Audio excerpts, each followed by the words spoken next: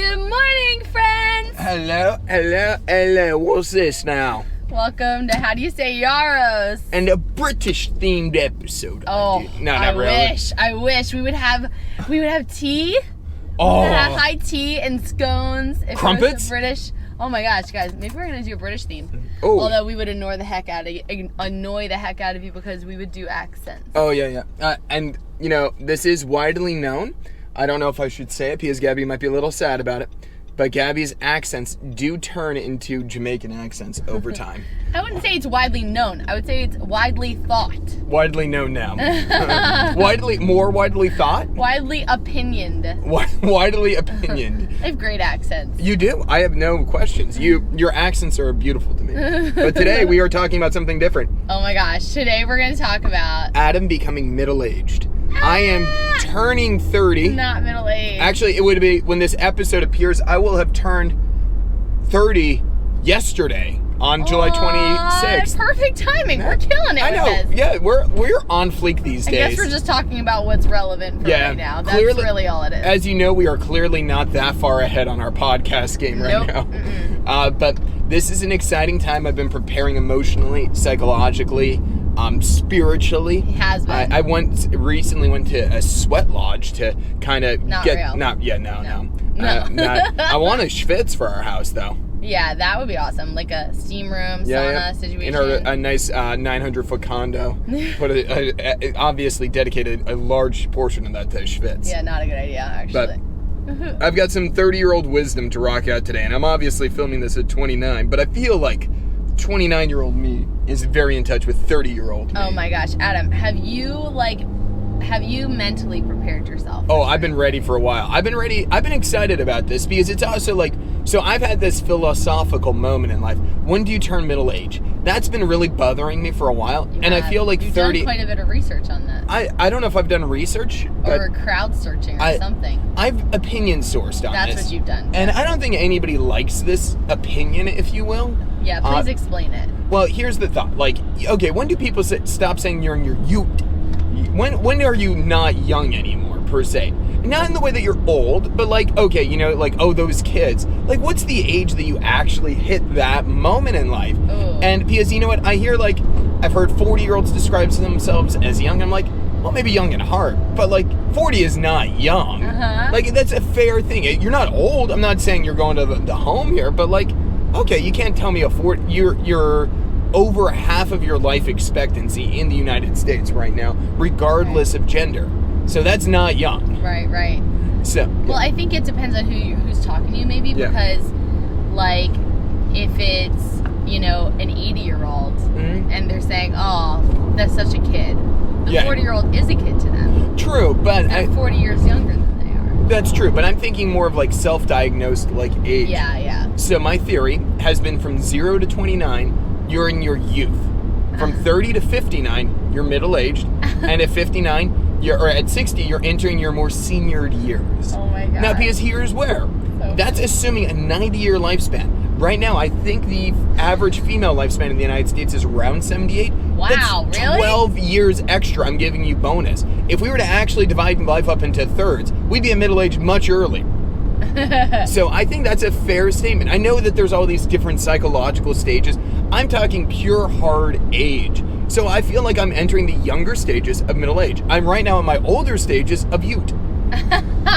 So I'm ready to be young again. Wow. Oh my gosh, Adam. If you turn 30 and you start telling people that you're middle-aged... I am fully opinionated. I think people are going to be really freaked out. They're going to be like, oh my gosh, how old is he? And I'm 30. Because you already look young. Well, yeah. So they're going to be like, oh my gosh, he's like a genetic superhero, like 45-year-old or something like that. So are you. Well, we've had this recently where... So we both work with teenagers. I'm a pastor, I'm a youth pastor, and a couple of our kids have tried to figure out our ages. And it was very funny Which is not difficult to do, by the way, because we say our ages all the time. Yeah, we're very... We don't hide our age. We like our age. It's mostly children just not listening, to be honest. It's like, oh wait, you've never talked about this? No, we have talked about this many times. You just don't pay attention. Yeah, it's...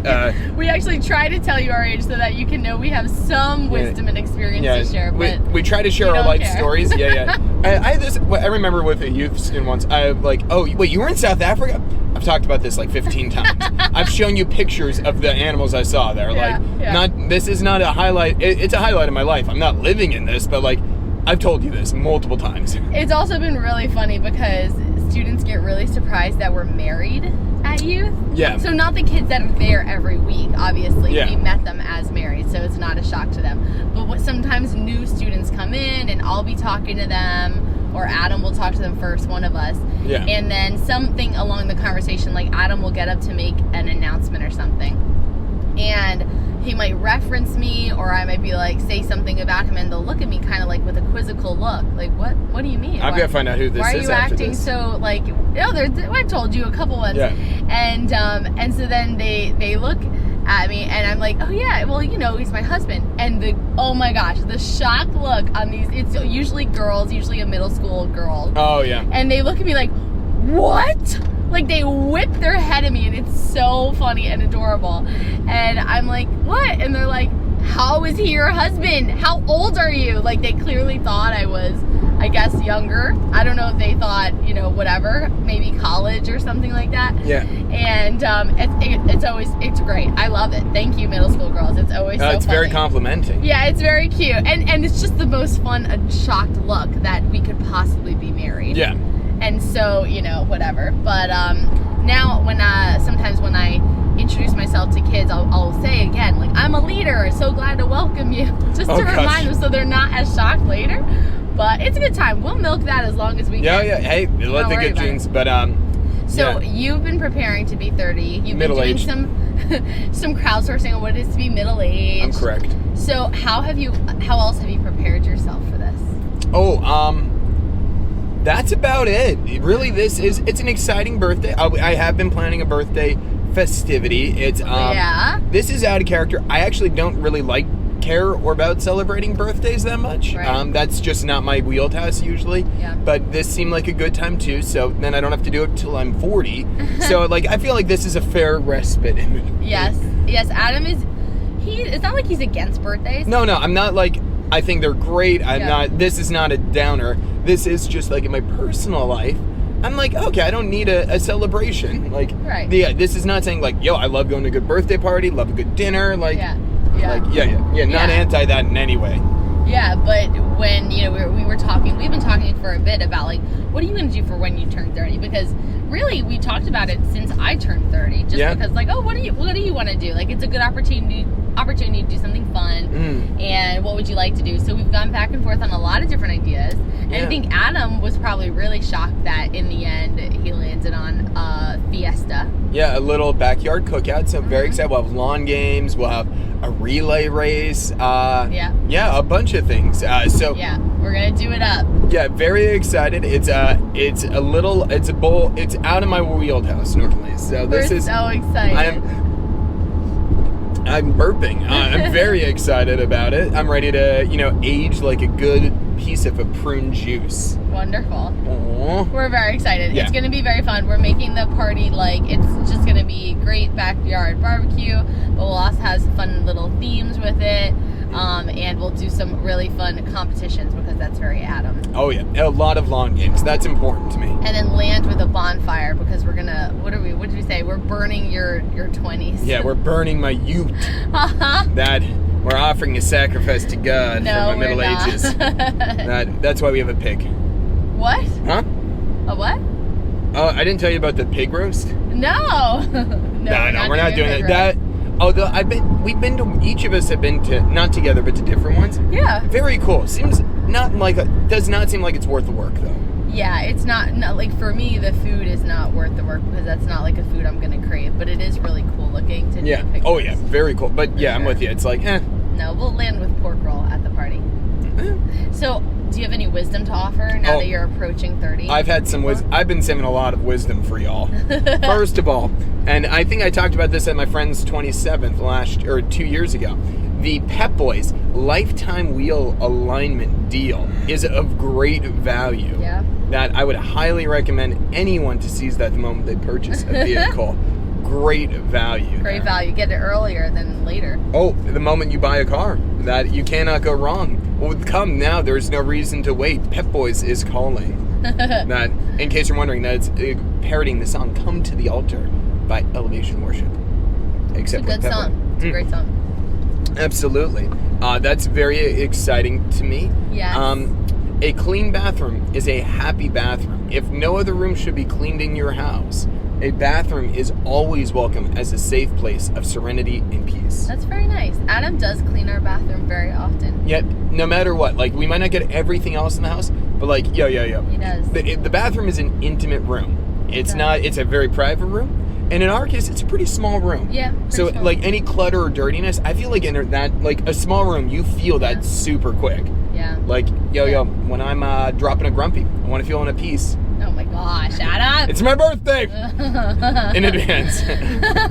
Okay, what is your favorite birthday treat? My favorite birthday treat? Yes. Oh, probably a sheet cake. Yes, so describe this for me. Because I am talking... I knew that's what you were going to say, but I'm really confused by this. When we were getting married... Yeah. Adam... I wanted to do a sheet cake for our wedding cake. Our wedding cake. Are you kidding me? It's the great cake. Or are you kidding me? Like, at this point in life, okay, we got married in 2018. Mm-hmm. By 2018, wedding cakes were elevated. Like, back in the day when I went to a wedding when I was younger, like, I went to some family weddings, like, the cakes were not that great. Wedding cakes were, like, usually, like, ugh, they're not good. Yeah. But by 2018, these wedding cakes are, like, works of art. They're delicious. They're beautiful. So the idea that you would say you want a sheet cake over a wedding cake. Mm-hmm. So he did. He really did. He said, so could we have a sheet cake for our wedding? And that's something I couldn't even entertain because I knew he would actually do it. I was like, I cannot do that because we'll never ever have a wedding cake again. I could have a sheet cake anytime I want. I know, and but here's where I defend the sheet cake. Yes. First of all, cost per dollar ratio. A sheet cake, much like the Pep Boys lifetime wheel alignment here, is of great value. So this is when you care about a deal? Because you do not typically care about a deal. I'm arguing on your terms here. Oh, yeah, okay. Because you don't even really care about a deal that much. Okay, so this is a different conversation. This is a different conversation. Maybe this will be a separate podcast. We'll return to this. Yeah, maybe for our next one. I agree. We'll pop back to this and we'll reference this moment. So stay tuned, fans. All 12 of you. Progressively getting smaller. Worrisome. Driving season. So please, cake. but no. I love that it is an unashamed, simple cake. Love the icing, love it all. And I gotta tell you, one thing I really love about a sheet cake is when you freeze it and eat it cold afterwards. Uh-huh. I feel like, it turns out so well. And I love that simplicity with a cake. I'm not a very fancy baked goods person. I'm more of like a down and dirty, like, cupcake. I don't need a lot of stuff with this. Okay. So, like, the simple part of a sheet cake is, hey, it is just a cake. There's nothing funny about it. Don't give me any jellies on the inside. Don't give me that little gobbledygook or icing on the center. You don't want fillings. I don't want fillings. Give me a thick, lustrous icing on top and a piece of chocolate or vanilla. No secondary options. The way Jesus died for. That is what I'm talking about. No. I thought Jesus is not happy you used him in that example at all, I feel. Yeah. We love you, Jesus, and we are sorry that Adam used you in that terrible example. Jesus was a poor man. He would understand this is the working man's cake. He would probably just say, guys, I don't care what kind of cake you eat. Yeah, we'll talk about it. In a very real way. Yeah, we'll talk to him in the future. But I don't understand, like, the sheet cake, that icing, what even is that icing? Sugar, and probably sugar, powdered sugar. And is that supposed to be a buttercream icing? It could be a buttercream. There's a variety. There's a hierarchy. Okay. It's just a great cake. But what kind of icing do you like then? Buttercream's nice. The cheap sheet cake icing's great. Yet again, you can't dive into this. This is like saying, what is in a McDonald's hamburger? Nobody knows. You're not supposed to know. People are supposed to know what's in it. You're not supposed to know. And what flavor then? What kind of cake? Vanilla is the best. Chocolate's secondary, obviously. I just don't understand. It's so hard for me to understand. And that's where I got shut down on our wedding. Yeah, but for his 30th, he's going to get it. Absolutely. Every birthday from hereafter. You get it. Oh, well, I don't know about every birthday. It's my birthday. A sheet cake? This is the most reasonable request in the world. I don't care where we're going out to eat. I think the other ones were giving you a homemade cake. I like those so much better. But it's my birthday. For me, for a birthday treat, I love a homemade dessert. Like a homemade... I actually used to not like cake at all, but really? as cakes, I feel like cakes really have gotten better and better. So I do enjoy like a homemade cake now, like a homemade chocolate cake. I love that. Usually actually with like vanilla buttercream icing. I love that. That is good. But like some kind of, I like a homemade dessert typically. Yeah. No, that's reasonable. That's a lot of fun for me. So we're going to make that happen for Adam's birthday. Yes! Yay. Well, that's to me, turning middle-aged. We'd love to hear what happened when you guys turn middle-aged.